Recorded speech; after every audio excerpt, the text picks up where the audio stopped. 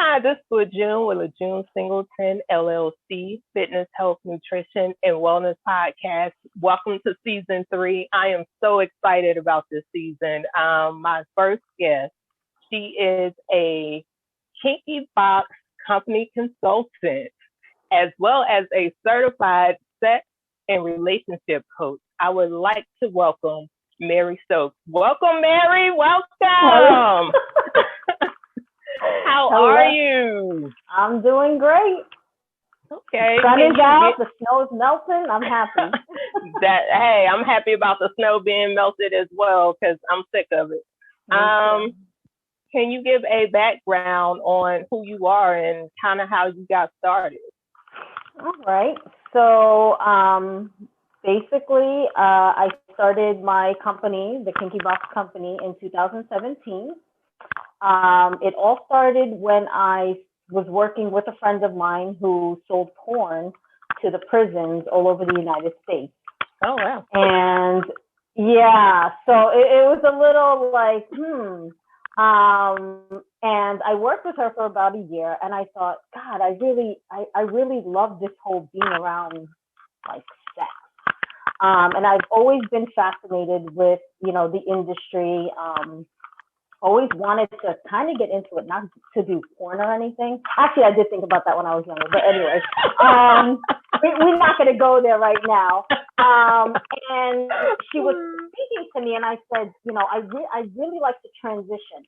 Prior to this company, I worked with animals for over 20 years. So it's very, very different. Right.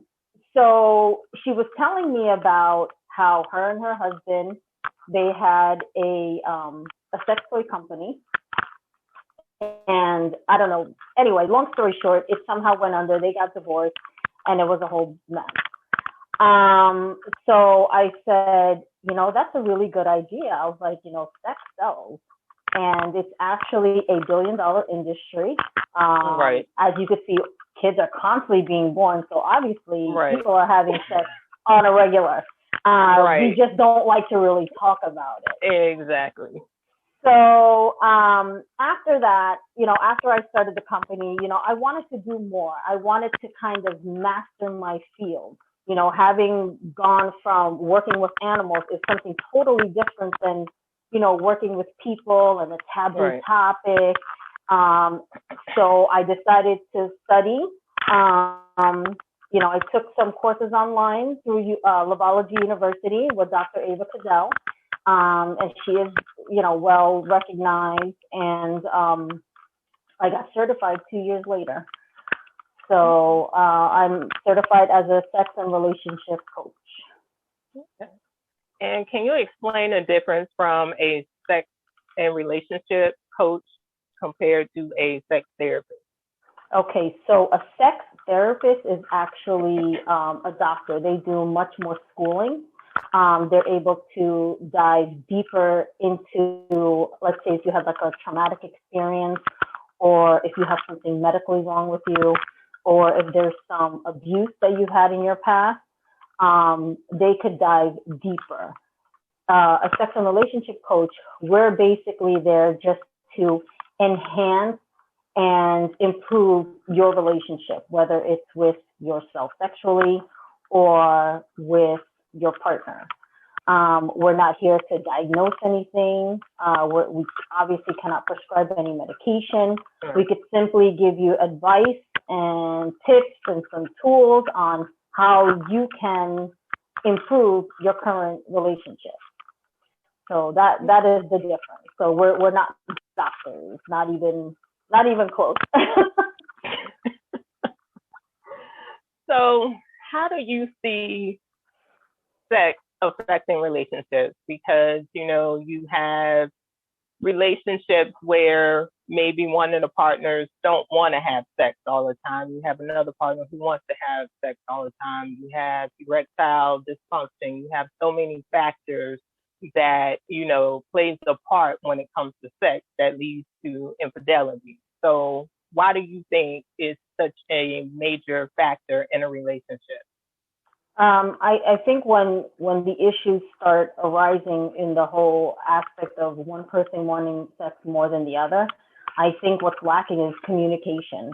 A lot of couples don't communicate, and that is what I found through my own experience, and other women or other couples, not even just women, couples that I've spoken to. They don't really talk. They kind of just get into the relationship, and nobody says anything about nothing.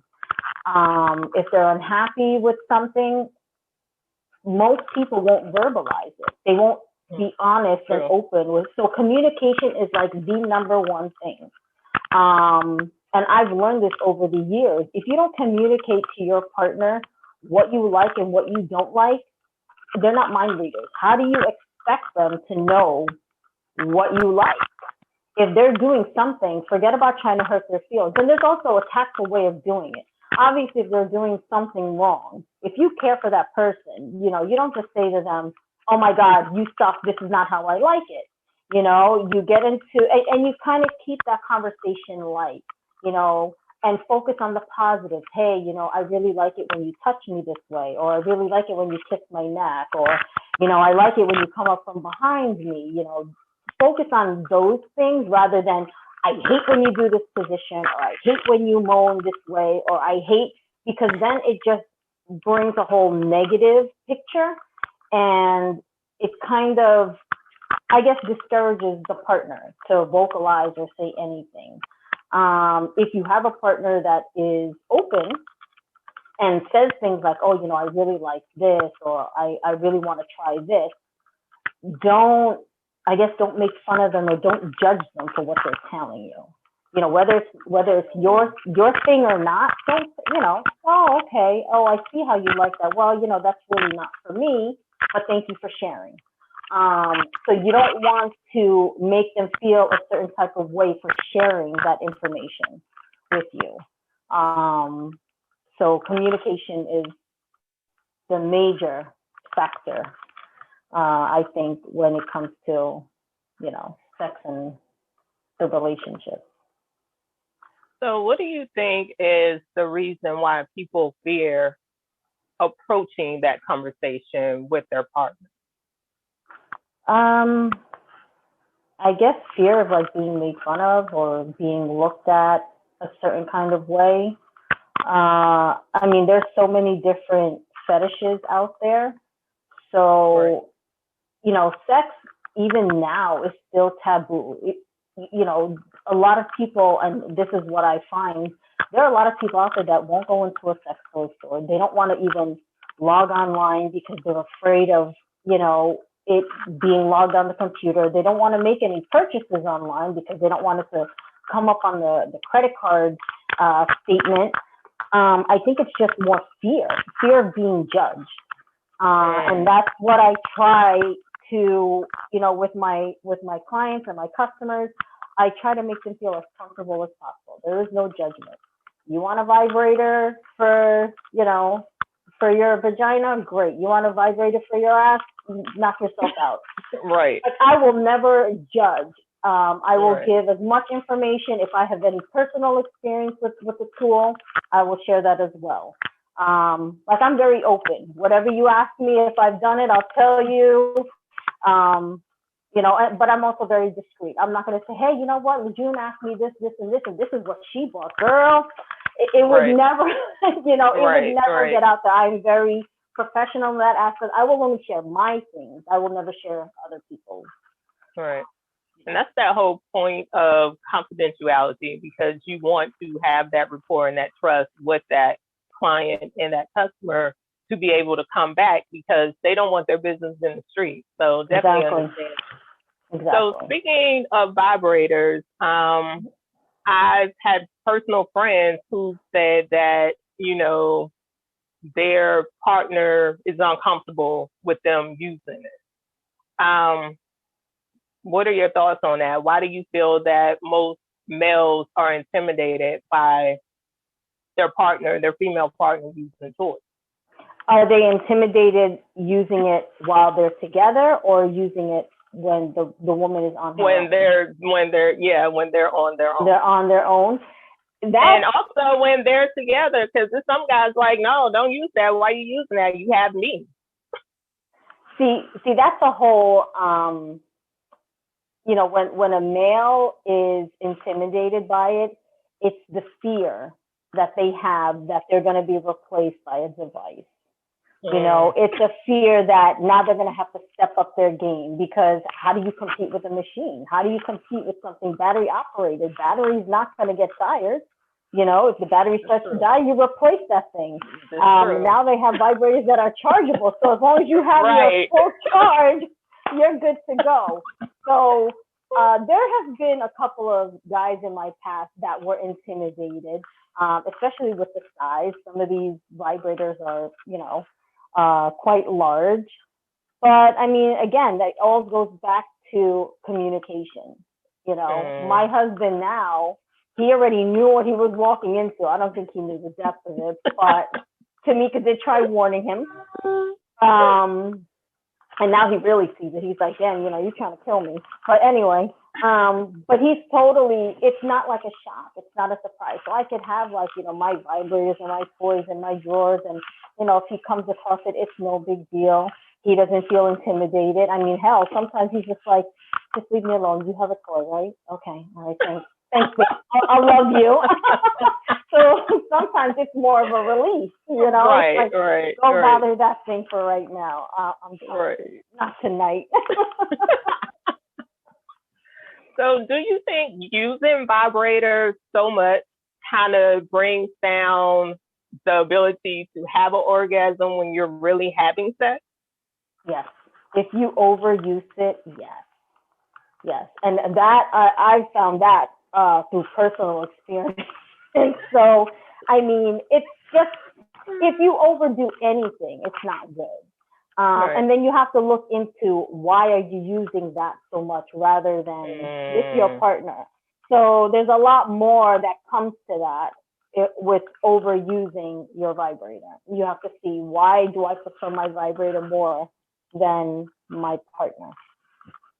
So in that situation, what can a woman do to get back to that point where when she's with her partner, she's able to have an orgasm? Well, besides using it less.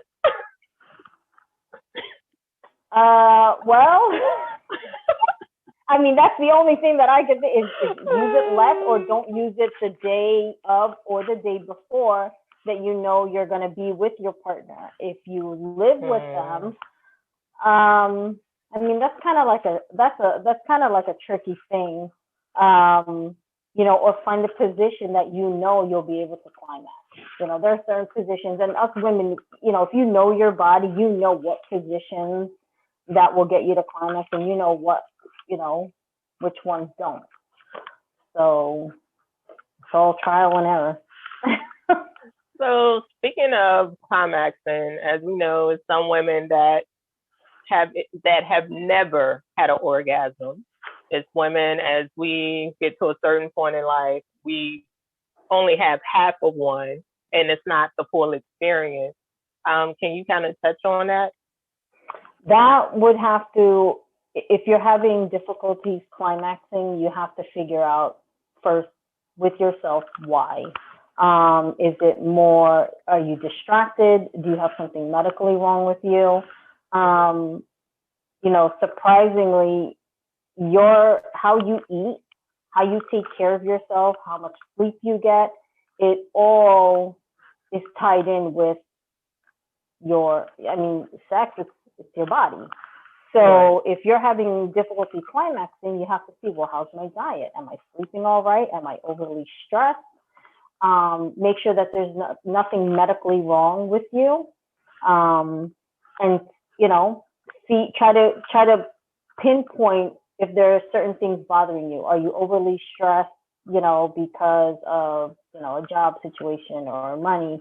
So you just have to kind of dig deep into yourself as to why. And if there's if you can't pinpoint anything like, well, you know, I have been really stressed out lately, or, you know, I'm not really eating as well as I should be, then it's time to see your doctor to make sure that there's nothing, you know, medically wrong with you. So I have a friend who had a question. Okay. So she cannot determine if she's squirting or if she's urinating. So she wants to know, how can you determine and what's the difference? Squirting is actually urinating. Okay. So, and that I actually looked up myself because I had a partner where I thought I peed on myself. Mm-hmm. And I've also had a friend who, he was with a woman and he was telling me that he got her to squirt. So I was like, what is that? Is that like, like cum, like shooting out of your vagina? Right. Like I wanted to know. And so I did a little research and it is urine. Okay. So yeah, it is urine. Okay. Because I know some women that say they're able to do it and some women are not able to do it. So right. It was just, some people say, okay, am I coming when I squirt, or is it just I'm peeing? I mean, if they're doing it when they're, well, yeah, it would happen when they climax. It's a combination of both, but it's mostly urine. Okay. Yeah. And it's not always going to happen. Like I've only had it happen to me a few times with only one person and never again it happened. And I was like, oh my God, I peed on myself. Right. But I think it's the angle that's getting hit, and that's why that causes that. So that makes sense. Yeah, that makes sense. So how important is intimacy and foreplay before sex or during sex? It's really based on the couple. I mean, definitely you want to be intimate with your partner. Intimacy is more than just the act of sex. It's really knowing your partner, knowing what they like, what they don't like. Foreplay, if you have foreplay, actually, you can do that throughout the day before it actually leads to intercourse. If you're trying to get a quickie in and, you're building up to it, you know what I mean? So it really depends on the couple. Again, communicate with your partner. As long as you have open communication, your sex life should be great. Your relationship will be great. You just have to be open. That makes sense. So how can a couple deepen their sex connection? Well, if they're in a good place and they want to, I guess, strengthen what they have, definitely, take time to, nurture the relationship more. Continue dating. Never stop dating your partner. A lot of couples, they make the mistake as soon as they're in the committed relationship. If they move in with their partner or they get married, they automatically stop dating. So you don't want to do that. And just constantly have open dialogue. Talk about things that, you could make like a list of things that you want to accomplish. If there are, certain things that you want to try, certain toys or activities, or if you want to bring in a third person, there's so many ways to strengthen that bond and that intimacy with your partner.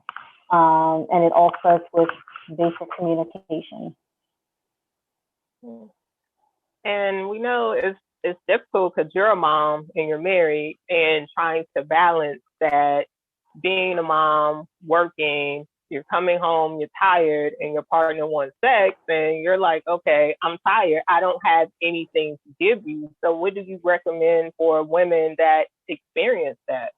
Because that becomes a challenge in a relationship, in a marriage, where the husband feels neglected and he goes to find what he's not getting at home somewhere else.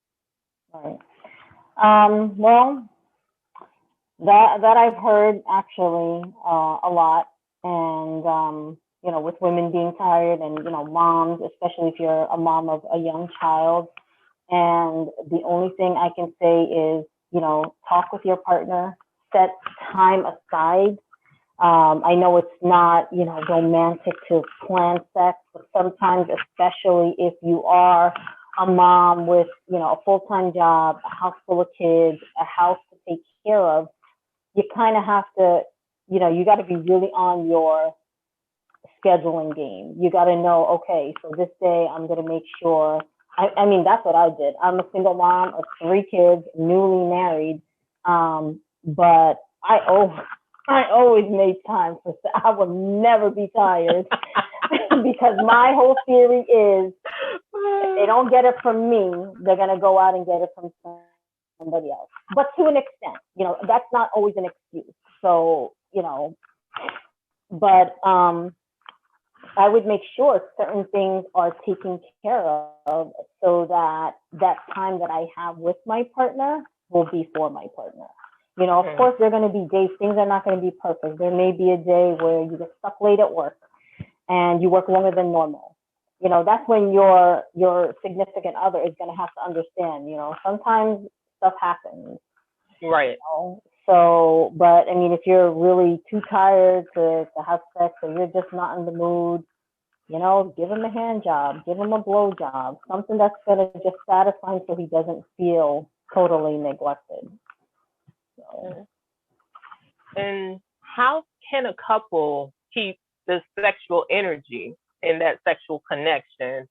Because, most men, they have their little orgasm and they're ready to go to sleep. And you're like, okay, that's all you got. I'm ready to go. I'm ready to go. I'm ready to go.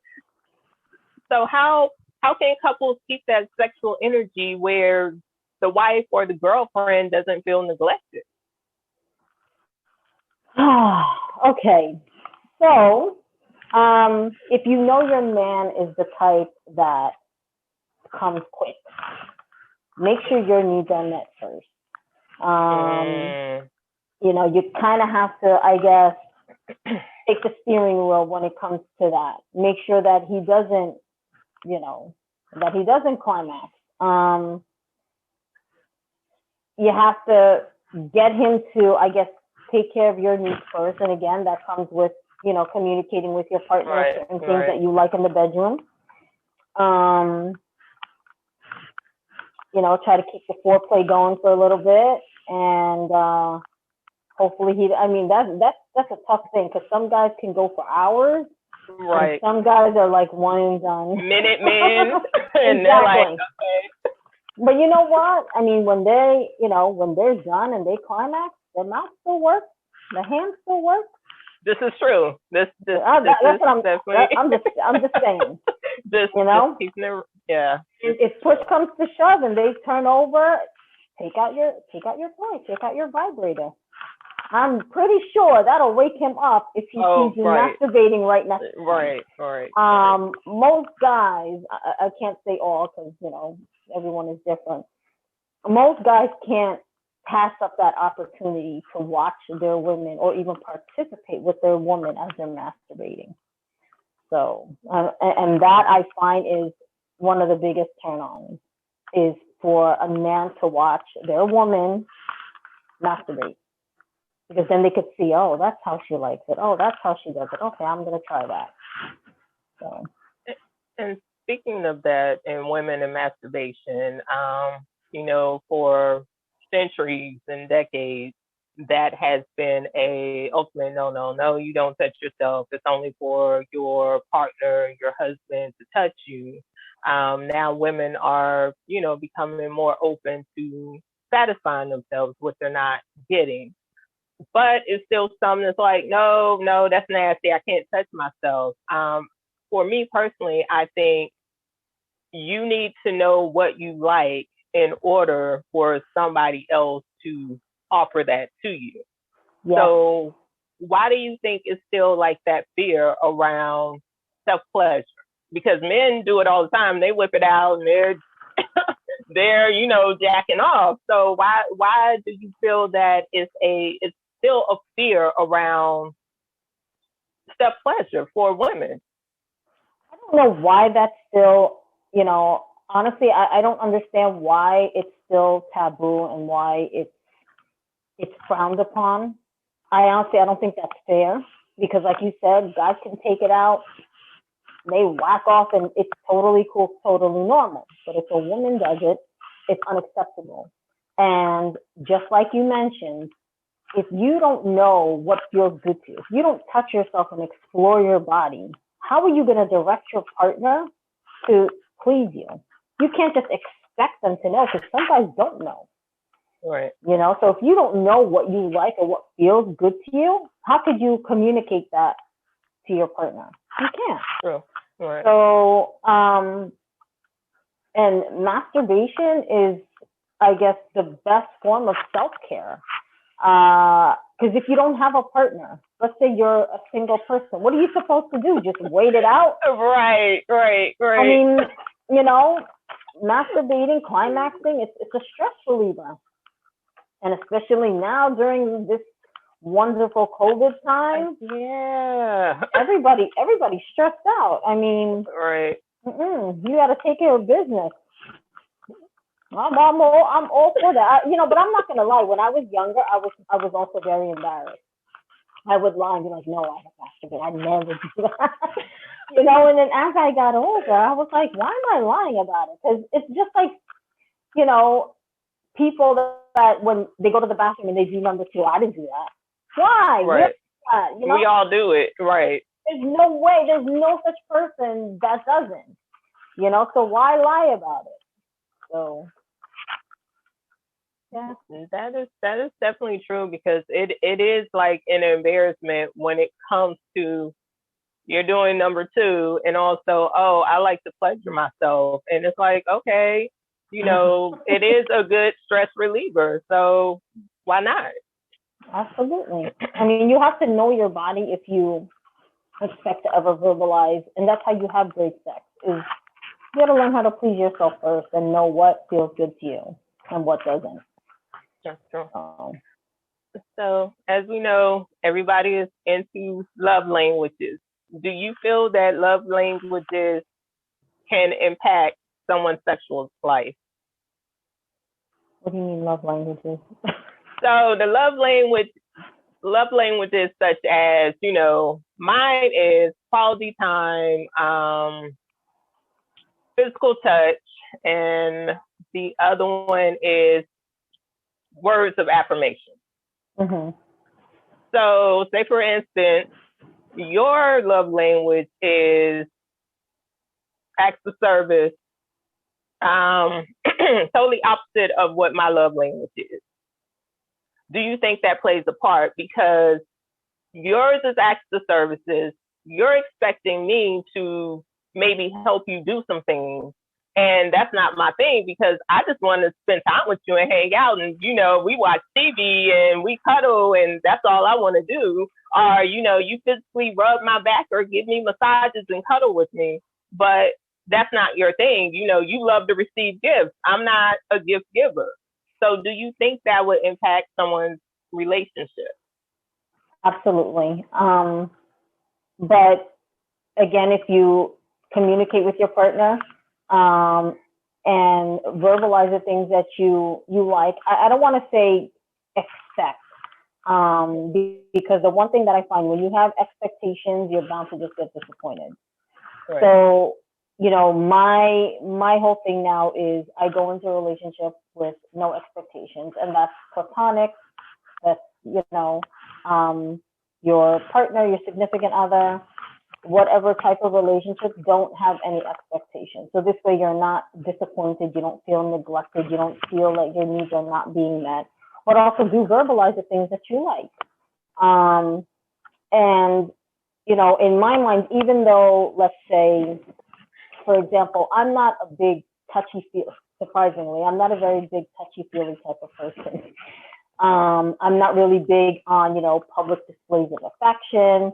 I feel like that should be behind closed doors. Not that I won't ever do it, but, I'm not really a big fan of it. I don't care if other people do it. That's just for me personally. And with my husband, he's all big on, sometimes he wants to just be all loving up on me and be totally embarrassing.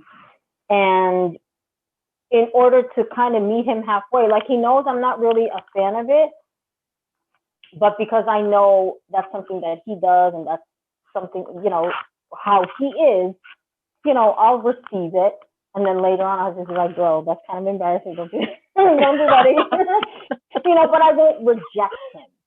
Right. And there's a lot of things that I like that he's just not that person, So I will say like, oh, I really like when you rub my back. And, you kind of give little hints, and meet each other halfway. If, you're not a gift giver, but you know that your partner likes to receive gifts. You don't have to do it all the time, every once in a while. So it's all about like compromise, because eventually it will destroy your relationship. The whole thing with a relationship is compromise. You got to communicate, you got to compromise. Otherwise, it's just, then stay single. If you don't want to change anything, I'm not saying change yourself entirely, but you do the thing for the person that you want to be with. You're joining your lives. So compromise. Meet them halfway. Doesn't have to be all the time. Doesn't have to change who you are, but you do it for your partner. Speaking of that, most people get into relationships where maybe one of the partners are not into giving oral sex.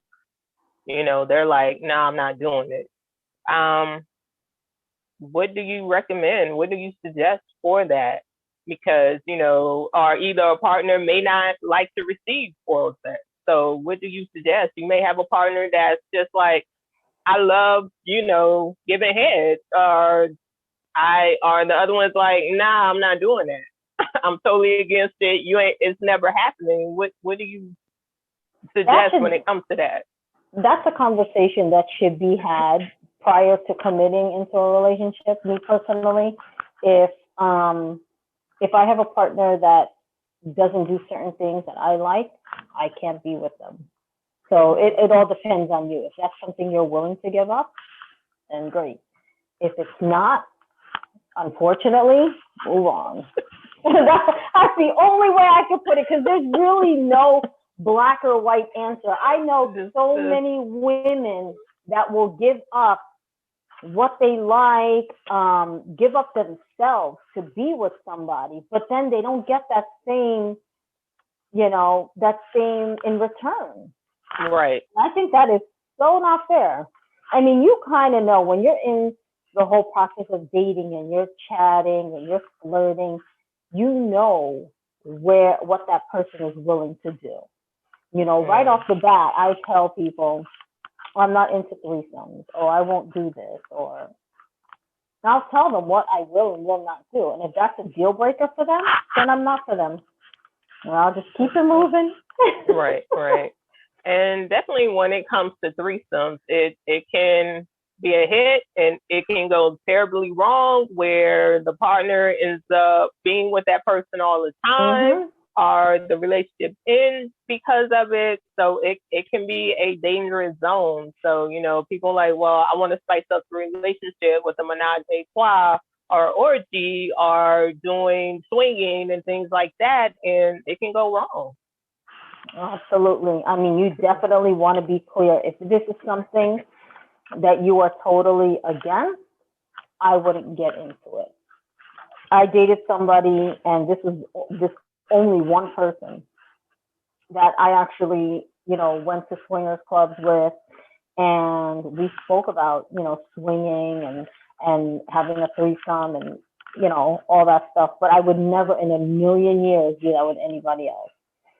But for some reason with him, I was okay with that. But we had our rules. So if you're going to get into something like that, you have your rules. Like, one of my rules for him was, you can't kiss on the mouth. I don't care what you do, you can't kiss on the mouth. Because for me, that's more intimate. Right. And he was like, okay, so he's like, you don't care if she, gives me a blowjob, she performs all sex. I said, I don't care. He goes, you don't care if I fuck her. I was like, I don't care. No kissing. Okay. And that was okay. So you have to communicate that. And, you have to make sure everything is clear. Don't just assume, well, he knows I'm not this type of person, so I don't think he would do that. Because he may not know. And then when he does it, you're looking at him like, you don't know me? Right. But that's your fault. Exactly. So before getting into anything like that, be sure that that's what you're okay. Play out the worst case scenarios in your head. Do visualizing. Okay, let me visualize him doing something with somebody else who I think is hotter than me. How would you feel? And then the ultimate is, what if he actually likes being with that person more and our relationship ends? How would I feel? There's so many things you have to take into consideration before bringing in a third person. True. So, as we know, as men get older, the whole Viagra craze of men being on Viagra. What do you suggest for women that are married to somebody that the husband or boyfriend sex drive is down, they can't get it up anymore, or is half erection? What do you suggest for them? Because they want to stay committed to the marriage, but they're like, okay, I'm not dead, I still want to get it in, so I don't know what to do. Well, for men, so for the guys, if they have nothing medically wrong with them, look into their diet. Diet plays a huge role on how a man performs. I have a friend of mine who has an older husband. He is on point with his diet. And according to her, there are no issues there. And I've known men who are younger, especially if they are pre-diabetic or if they are diabetic, things are not going to work down there. So if you have a diet filled with processed foods and red meats and things that are fried, high sugar, you're not, maybe as a young man, you might be okay, but that eventually will catch up to you. Mm-hmm. So that, you may want to consult a doctor, a nutritionist. You have to get up, you have to move. Masturbation also plays a role in how a man performs. Believe it or not, they do actually have to do that. It's kind of like that whole theory, use it or lose it. So they actually have to do that in order to, maintain. And if all those things don't work, definitely see a doctor. But they also have their hands in their mouth. So the same. I will always come back to that, just saying. Well, some women, they don't just want that all the time. They want, I want penis. So I married you, I'm dating you, and I'm expecting you to perform because I could, do that myself. Minus, doing oral on yourself. But yeah, I can do that myself. So. There's also strap-ons, penis pumps. There's other tools like, heated lubes, cooling lubes, anything to stimulate that area. But definitely diet. Whatever you're putting in your body, if you're putting garbage into your body's going to perform like garbage. So, and a lot of guys won't ever think that diet plays a role. It plays a huge role. It plays a role with us women because, women experience odors and things like that. It's based on what you're eating. So it impacts you. So definitely. What are some of the main issues that your clients come to you for to address? Things getting boring, I guess, in the relationship. I deal with a lot of older women, not old women, but like women my age, like, 40s. And things start to get a little stale.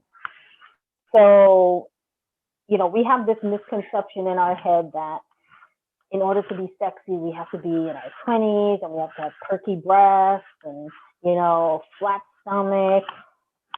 It has nothing to do with any of that. How to be sexy, you have to be confident. That's so true. It all, take care of yourself. Don't let yourself go. Just because you're married doesn't mean you can't go get a facial, go get a massage, go get your nails done, buy that cute little dress that you could do anything. Don't neglect yourself. Oh, well, I have to take care of my kids. That's fine. But if you don't take care of you, no one is going to be there to take care of your kids. So true. You know, I lost my train of thought. Okay. No, because I have my kids walking back and forth, and it's distracting me. But that's the main issue that I have. And they want to incorporate toys, but they don't know what to get, or they're too embarrassed, or how to introduce it. And again, just from what I've been saying the entire time, talk to your partner. Most men, I'm telling you, they won't discourage that. They will actually be all for it. Most men won't bring it up because they don't want to insult the woman and get in trouble or fight with them or whatever. So they just won't say anything. Because I've dealt with couples where I'm talking to the husband separate, and I'm talking to the wife, and they all want like kind of the same thing, but they're all both afraid to say it. So I would just bring them together and be like, listen, this is what you guys do. Here's some homework. Try this out. Let me know how it goes, Or I would give the wife some things to do. And then I would say to the husband, the wife has homework. Let me know if she's doing it. And it's usually an activity being performed on them. Right. So of course they're yes, teacher, I will make sure she's doing her homework. Right. So are you more of a talk or experimental or both with your method with your clients? It's mostly it's kind of both. I'll give advice, little tidbits on what to do, things to try. I'll suggest some tools to bring in, depending on the couple, depending on what they want to do. So it's a little bit of both. It's really catered to the individual. So do you bring your toys out, show them, like, say, for instance, a couple says, yeah, I want to incorporate sex toys. Do you, show them or recommend toys for them, show them how they're used, things like that? No one's ever asked me to show them how it's used. Actually, no, I'm lying. A few women did ask. They did ask me to show. I mean, I didn't show it on myself, but right. I would basically, take out whatever toy that they were interested in. For example, something as simple as a vibrator. It's a small. I'll show you what it is. So this is the one that I recommend always. Okay. It's called a pocket rocket, and I've given this to so many women, and they don't know what to do with it. Okay. And when I look at it, I'm like, this is such the easiest thing. Like, how do you not know what to do with it? I looked at it and I immediately knew what to do with it. But hey, that's just me. Yeah, this is like my favorite. This is the one that I recommend always. And if any woman out there is having issues, this should be the thing to help you. So you don't insert it. For anyone that doesn't know, and this is just, the stimulators, and it's not that noisy. So. Oh, okay, that's awesome. You can be at a battery in there. Yeah, you can be at a stop sign and have a few seconds, and it's like, oh, okay, I can drive now. Well, this is waterproof, so you have to take it to the shower. In a shower, taking a bath, it definitely works. So definitely that one is a good one. What is that one called? This is our pocket rocket.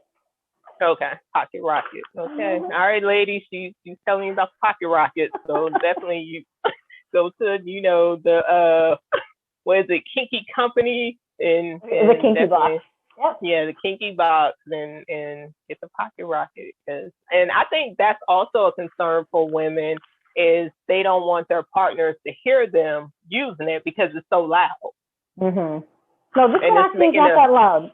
Yeah, so that one would definitely work, and also with the kids, and it's like, mommy, what's that vibrating? So yeah, so that would definitely work. I've used this for years. Like I said, I have 3 kids. Put on the radio, TV, something.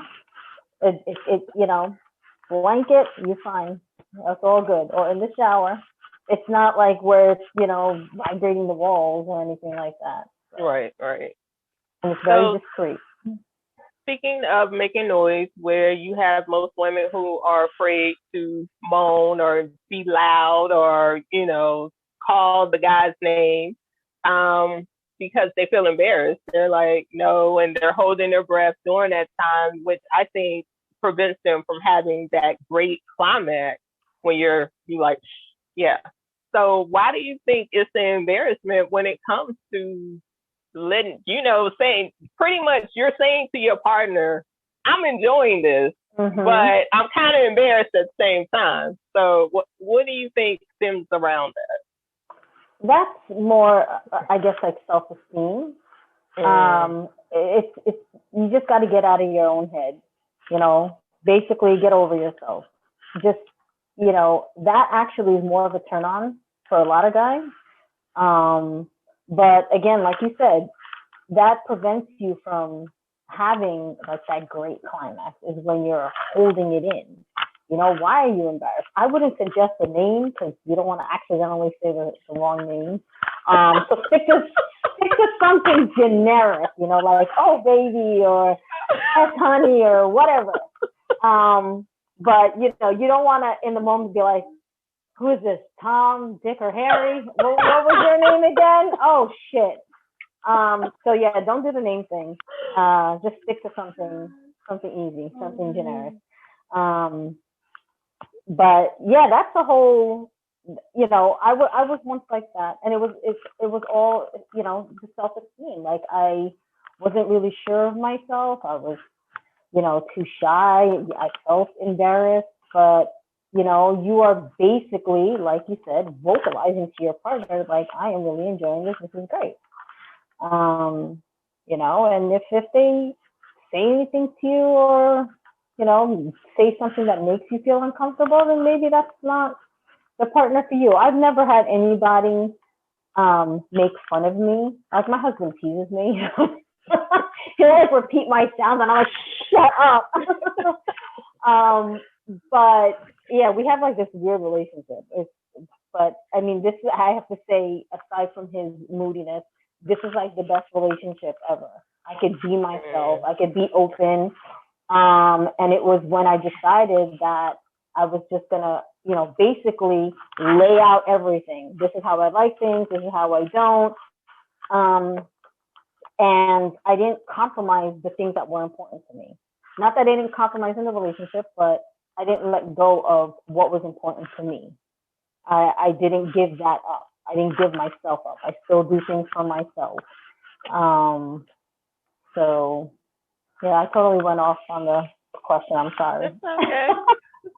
But I do that a lot. I'm sorry. Yeah. So it definitely, it makes sense because, as you said, it's about communication. It's about saying who you are before you jump into the water, because that person does need to know what you like, what you don't like. When it is for more women now, they're more into anal sex, and maybe their partner is like, no, I don't want to do that. That's nasty. But they're like, but that's something I really enjoy. Or it's vice versa, where the partner is like, hey, I want to experience, doing anal sex with you. So it's that whole thing of communication and really knowing what your partner likes, what they don't like. And it really helps with the relationship because, like you said, communication is everything. Exactly. And you have to see what you're willing to compromise with as well. Once you do communicate that, the whole anal thing, I am so, like, that is not up for discussion for me. I won't do that. I don't care how many times you ask, it's no. And, if for, let's say the female wants it and the male is not really into it, see if there could be a compromise. Will she be okay with, you inserting a toy rather than his own? Because some men do get disgusted with that. But again, to each his own. I don't knock anybody. That's just not my thing. Right. And you have to see if that's okay. Would you as a woman be okay with your partner using a toy rather than his own? Would that be okay with the man doing that? So it's just things you gotta talk about and see what you're willing to, to compromise with and see if you can come up with a plan together. And then if not, then that's just not the relationship for you. This is definitely true. So how do your kids feel knowing that their mom is like this sex relationship expert? Like, is that a conversation that you have with them about sex, understanding their bodies, things like that? Because that's some things that parents don't have that discussion with their kids, and their kids, especially for me, my mom never talked to me about sex growing up. And kids, when you get older, you listen to your friends talking about sex and you figure it out yourself. Well, the funny thing is, since you say that, in my head, my kids don't know. So this is not something that I communicate with them. I do have an office job that I go to and work this from home. So that's more like my cover. According to my best friend, she thinks they already know, but I want to just have it in my head that they don't. I'm not ready to have that conversation with them, but I'm sure my older ones, they know. So, I mean, growing up, my mom, my parents, neither one of them spoke to me about sex either. So I don't know if that's an Asian thing or just, It's universal. Yeah, I guess so. Universal. Yeah, I guess so. That's one thing I'm slightly uncomfortable with when it comes to speaking to my children. I do tell them, the basics, like don't let anybody touch you, things like that. But I don't really get all into it with them. It's just, I don't know, that's just not, I can't do it. I can't do it. That definitely makes sense. So how do you balance between career, family, and personal life? I rarely sleep. I try to eat as healthy as possible. It's basically just organizing. I get up early. I try to organize my day, figure out, what needs to be done. I don't go to bed until pretty late, but, I do make sure that I eat, I get my fruits, my vegetables. Now I'm focusing more on my workouts, making sure that I get all my workouts in. So I'm balancing the best that I can. I got you. Definitely. So I'm surprised you didn't say, you're using your toys to reduce stress, because I recently read an article that sex is the best way, minus exercising, to reduce stress. Oh, I have to say that? No, I'm saying some people don't know that. Well, I mean, that is it's a big stress reliever. You are absolutely right. Because my husband, he is not as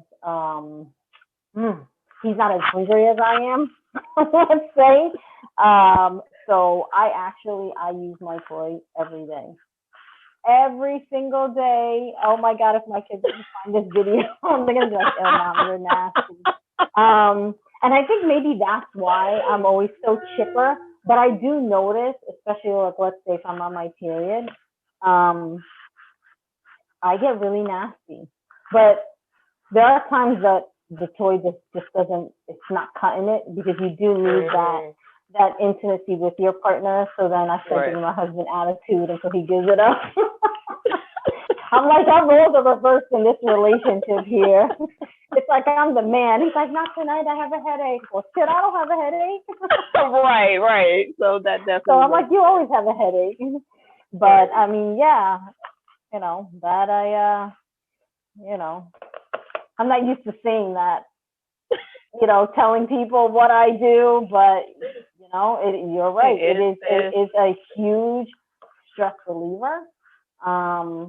That toy cost me like $5, and those are really affordable. They're sturdy. I've had that for a while. I have one upstairs. I'm in my office right now. Yeah, I have a couple.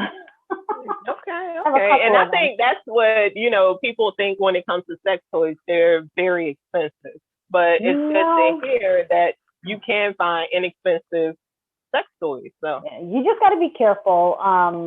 make sure you get it from a reputable company. I try to get all my products that are made in the U.S., or if it is coming from overseas, that this company has been there for quite some time. Even my lubes, my massage oils, they're all made in the U.S. They're all vegan and cruelty free. I make sure of that as well, because I am a vegan. And just be careful with what you're putting, in your body. But they're not, there are toys that are really expensive, and then there are some that are affordable. So there's a whole range. If you're looking to try something and you don't know where to start, just hit me up. I'll steer you in the right direction. And I do have one last question in regards to that, where, some women may suffer from not being able to get wet at all, or it's kind of that little moistness or whatever. So what would you recommend would be a good lube? Because they have so many lubes out there.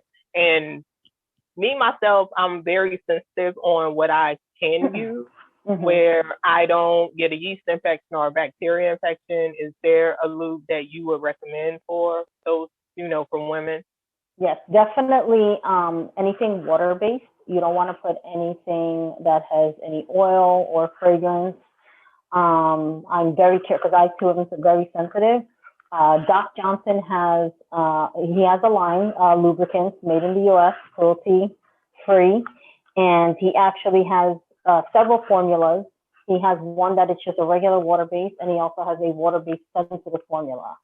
So far, the women that I've given, that I recommend this product, that are super sensitive, myself included. I mean, I am like highly sensitive. The water-based sensitive formula by Doc Johnson is the best.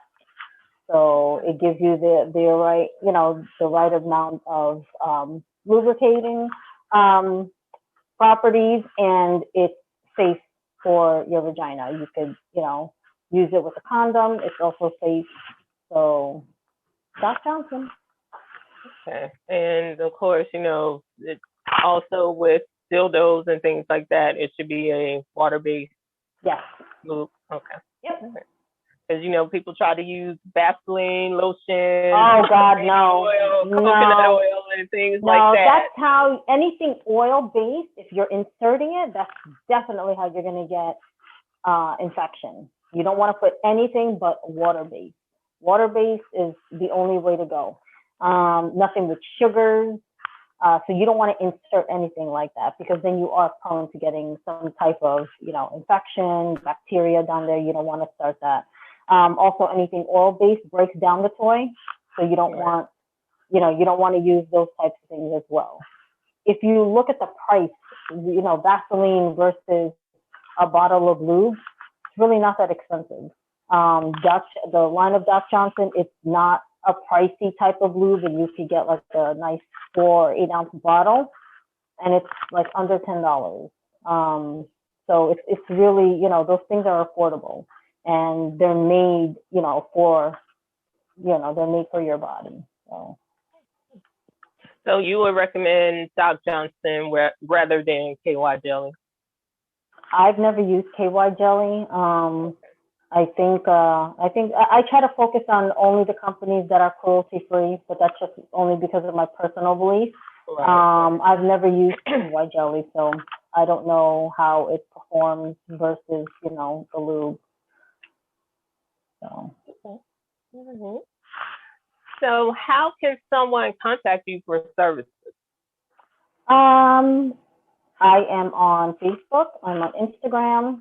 They could contact me by email. I'm basically online. I'm all over the internet. They could find me on my business page, The Kinky Box, or they could find my coaching page, Sex Coach Mary, as well as Instagram. And I do have a website, which is almost done. Okay. It's sexcoachmary.com. It's pretty much done. It doesn't have any products in there yet, but it'll be done soon. But you can log on. It's live. Okay. Well, I thank you so much for offering this very, very very good information because I've learned some stuff as well. Thank you, because as you said, talking about sex, people is frowned upon. People don't want to talk about it, but it's a major part of relationships. Yes. So I think it's very important that we talk about sex. So I thank you for taking the time to educate. And oh, thank you for having me. I was so scared. It's okay. This is what you do. It's your I business. know. So and I thank you for putting your fear aside and definitely educating couples, women, men on the issues they have in their homes. So thank you, and especially during this time. People are at home all day and they're looking at their spouse like, dang, I really want to do it, but she like, I'm zooming with the kids right now. I'm Zoom schooling and I'm working and don't even think about it. So I think that's very helpful because again, communication is important, but also being willing to compromise is also important as well. Yes. So until next time, I thank you guys for joining, and hopefully I can have you back again. Yes, if you want, I could do some demonstration next time. Yeah, next time definitely bring some more toys because again, people don't know. Okay, people think that when it comes to sex toys, they're very expensive, and again, you can get inexpensive sex toys and they have sales all the time where they mark it down. They're trying to get the stuff out of there. You can get stuff for $5, $7, $8, $10, $15. So, yep. all right. All right. Thank you, Mary. Thank